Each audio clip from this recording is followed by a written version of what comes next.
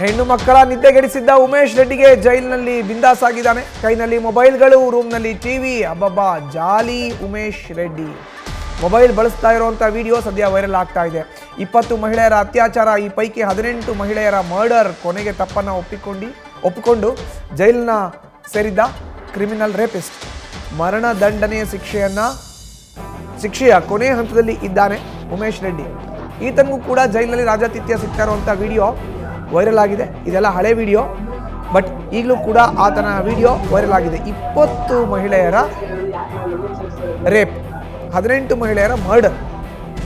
ಈಗ ಆತನಿಗೆ ಶಿಕ್ಷೆ ಕಡೆಯ ಸ್ಟೇಜ್ನಲ್ಲಿ ಇದೆ. ಮರಣದಂಡನೆಯ ಶಿಕ್ಷೆಯ ಕೊನೆಯ ಹಂತದಲ್ಲಿ ಇದ್ದಾನೆ ಉಮೇಶ್ ರೆಡ್ಡಿ.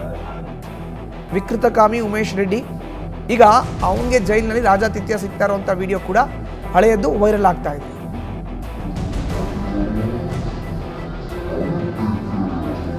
ಒಂದು ಕಡೆ ತರುಣ್, ರಮ್ಯಾರಾವಳ ಕೇಸ್ನಲ್ಲಿ ಜೈಲು ಸೇರಿರುವಂಥ ತರುಣ್, ಆತ ಮೊಬೈಲ್ ಬಳಸ್ಕೊಂಡು ಜೈಲಿನಲ್ಲಿ ಆರಾಮಾಗಿ ರಾಜಾತಿಥ್ಯ ತಗೊಂಡು ಇರೋ ಅಂಥ ಹಳೆ ವಿಡಿಯೋ.